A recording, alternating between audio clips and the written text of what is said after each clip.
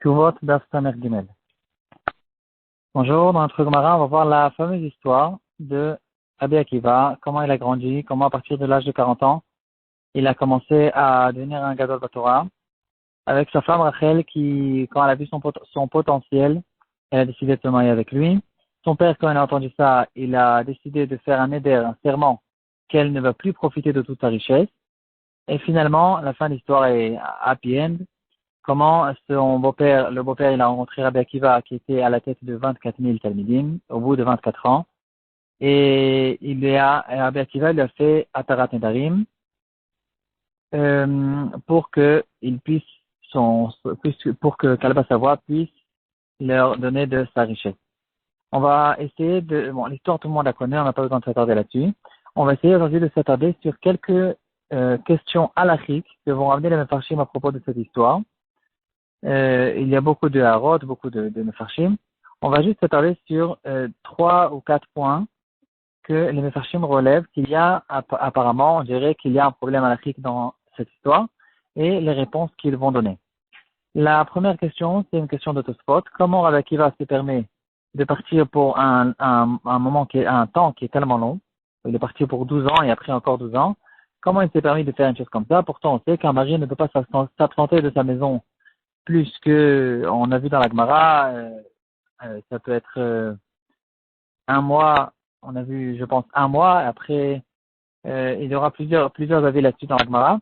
En tout cas, on ne peut pas sortir de la maison pour tellement de temps. Et donc, comment Rabbi Akiva il a fait? Tosfot va relever cette question dans le daf précédent, et il va dire que puisque c'est Rachel elle-même qui l'a poussé à étudier la Torah, elle était prête à donner toute sa vie pour l'étude de la Torah. C'est ça qui l'a fait grandir d'ailleurs en tant que Gadol Batorah. Et donc, puisque c'est elle qui le voulait, elle a été mevateret sur la mitzvah de Ona. Et donc, c'est pour ça que c'était permis. La deuxième question, c'est une grosse question que posent les Mefarshim à la fin de l'histoire, quand Rabbi Akiva il est venu à la tête de 24 000 Talmidim et Kalba Savoie qui lui demande de lui faire Atarat Nedarim parce que il souffre même de voir sa fille qui ne peut rien profiter de sa richesse à cause de son serment. Et la Gemara elle va raconter que Rabbi Akiva il va lui faire comme ce qu'un Chacham il fait quand il fait Atarat Nedarim, il va trouver un pétach. Donc il va trouver un argument qui va dans cet argument on va chercher à prouver au fait que le serment qui a été fait, il n'a pas été fait, en fait il a été fait un peu par erreur. Si toutes les données étaient claires devant la personne qui a fait le serment, pendant qu'il a fait le serment, si toutes les données étaient claires, alors il n'aurait pas fait ce serment, et donc ce serment il a été fait par erreur. Ça s'appelle un pétard, et quand on va chercher le chacham, il va chercher un pétard, et après il va dire mutarlach, et il déracine le neder. La question qui se pose, c'est qu'il y aura une halakha dans le Masechet Nedarim qu'on verra qu'on ne peut pas faire un pétard avec quelque chose qui est arrivé plus tard. Ça s'appelle nolad. Par exemple, on va donner un exemple. Quelqu'un qui dit, moi, je décide de ne pas profiter de telle et telle personne. Et puis, plus tard, cette personne, il est devenu un professeur d'élèves. Et mon fils, maintenant, il est censé être son élève. Ou bien, il est devenu sofer, et moi, je suis intéressé d'acheter des mezuzot ou des tefilines. Et maintenant, je ne peux pas profiter de lui à cause de mon serment. Est-ce que on peut dire que si je savais que cette personne allait devenir un sophère, alors je n'aurais pas fait le serment. Ça, c'est quelque chose qu'on ne peut pas faire parce que c'est arrivé plus tard. S'il était sophère au moment du serment, et moi je ne le savais pas, et à cause du fait que je ne savais pas qu'il était sophère, j'ai décidé de faire un serment que je ne veux pas profiter de lui, et puis après il s'est avéré que déjà au moment du serment, il était sophère, ça s'appelle un pétard, et on dit, puisque si tu savais qu'il était sophère au moment du serment, tu n'aurais pas fait ce serment, alors c'est un serment qui a été fait par erreur. Mais s'il est devenu sophère plus tard, alors le serment il n'a pas été fait par erreur. Et donc, ça s'appelle nolad, et on ne peut pas faire un pétard avec quelque chose qui est arrivé plus tard. Et donc ici aussi, Rabbi Akiva, qu'est-ce qu'il lui a dit? Il lui a dit, si tu savais que ton gendre, il allait devenir un Talmid Chacham, est-ce que tu aurais fait le serment? Il a dit que non, et donc à cause de ça, il a pu lui permettre de son éder. Comment il a fait ça? Pourtant, le fait qu'il était Talmid Chacham, c'est arrivé plus tard. Quand Kalba Savoie a fait son serment, il avait raison de faire le serment parce que il était encore un mari. Il y aura là-dessus plusieurs réponses dans les Rishonim. Dans Tosfot, déjà, il y a 2 réponses. Dans le Ritva, il y a 3 réponses. Le Rashba, il y a 2 réponses. On va en ramener quelques-unes. Il y en a pas mal qui se ressemblent les unes avec les autres. Tosfot, il va nous dire que quand Rabbi Akiva, il est parti pour aller étudier la Torah, c'est vrai qu'il était encore à Maaret, mais quand il a déjà commencé à étudier la Torah, et ça c'était déjà avant le Neder. Quand Kalba Savoie a fait le Neder, Rabbi Akiva était déjà parti étudier la Torah. Et là, Tosfot, il va nous dire une phrase qu'on ramène beaucoup dans les Sichot Moussar, dans les Shivot. Derech ou le Vaolech l'ilmot Torah, Sheya Adam Gadol. C'est une normalité que quelqu'un qui va pour étudier la Torah, que finalement il va devenir un Adam Gadol. Et donc, puisque il est rentré en fait sur la piste de quelqu'un qui étudie la Torah et qui va devenir plus tard Adam Gadol, une grande personne dans la Torah, alors on peut considérer cette chose-là comme quelque chose qui n'est pas arrivé plus tard. C'était déjà au moment du serment que cette personne-là, il s'est déjà disposé sur la piste dans laquelle il va devenir un Adam Gadol, et donc il n'aurait pas fait le serment s'il savait cette chose-là. Le Ran, il va nous dire qu'on n'est pas obligé d'arriver tellement loin que quelqu'un qui se met sur une piste, il va devenir une grande personne. Kalba Savoie, il a dit clairement, même s'il connaissait une bracha, une fila, un perek, je n'aurais pas fait le serment parce que moi, quand j'ai fait mon serment, je savais qu'il était complètement amarré. Donc si c'est comme ça, puisqu'il avait déjà commencé à étudier la Torah, alors c'est sûr qu'il connaissait déjà un perek et donc le serment, il était complètement par erreur. Une deuxième réponse que va être amenée dans ton spot. Le Ritva, il ramène une réponse qui ressemble. Il va nous dire que quand il a fait son serment, il a dit clairement, moi, je décide que ma fille ne va pas profiter de mes biens à cause du fait qu'elle se marie avec quelqu'un qui est amarré. Donc, quand il a dit dans le serment clairement que ce serment, il est fait à cause de telle et telle chose, alors, si finalement, il n'est plus amarré, donc, puisque ça a été dit déjà clairement dans le serment, c'est pas considéré comme un pétard de nolade et c'est permis. Le Ritva, il dit encore pire, encore plus que ça. Il a dit que son serment, il a été fait par condition. Il a fait un tnaï, un fourrage dans le serment, qu'il élimine sa fille de tout son bien à cause, puisque son mari est amaret, mais s'il ne sera pas amaret, alors ça va être permis. Donc si c'est comme ça, c'est très simple. C'est clair que le serment n'a pas eu lieu à partir du moment où il s'avère que son gendre, c'était Rabbi Akiva. Le Rashba, il va donner une autre réponse.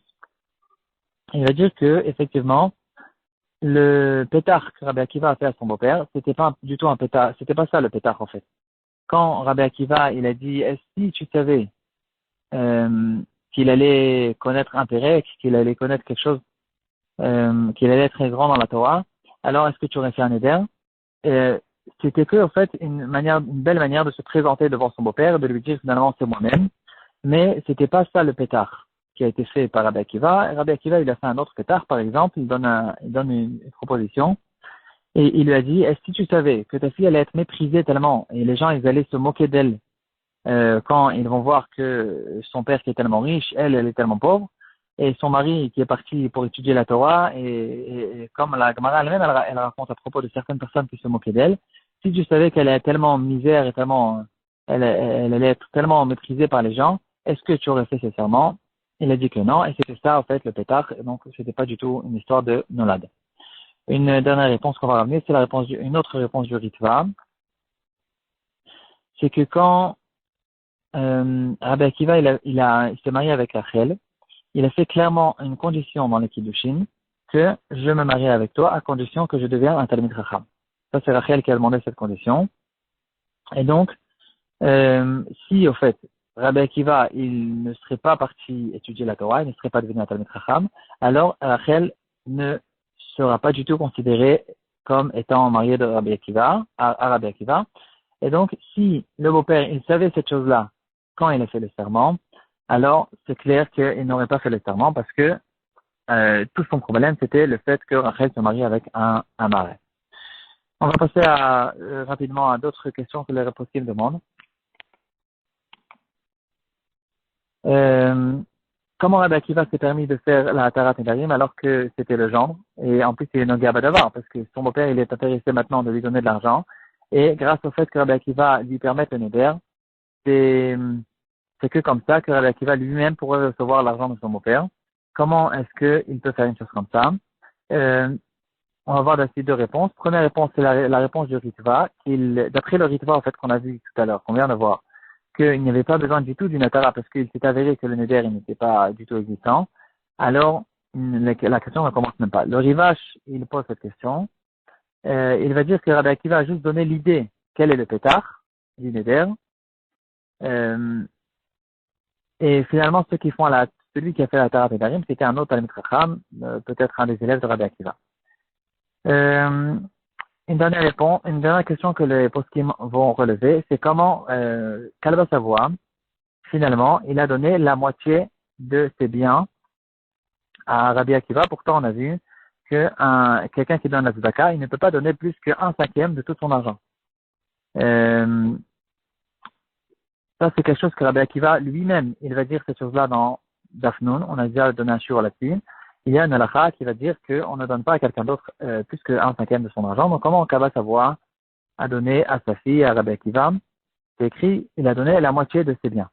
Le Afla relève cette remarque et il va dire que si on remarque dans la Gemara, c'est pas écrit le terme qu'il a donné la moitié de tous ses biens. C'est pas écrit la Chati Nechasav, la moitié de ses biens. C'est écrit Chati Mamono, la moitié de son argent. Et là, il ramène une Gemara dans Marametia Daf Membet, qui dira que quand si quelqu'un il veut bien organiser son argent, il va diviser tout son argent en trois. Un tiers, il va acheter des immobiliers, un tiers dans l'immobilier, un tiers dans le commerce et un tiers qui soit en liquide chez lui à la maison, chez lui qu'il peut utiliser en liquide. Et en fait, quand Kalba Savoie a donné la moitié de son argent, on parle ici du troisième tiers de l'argent qui se trouve en liquide, et c'est ça qu'il a donné. Donc, il a donné en fait que 50% de un tiers, ça sort un peu moins qu'un cinquième.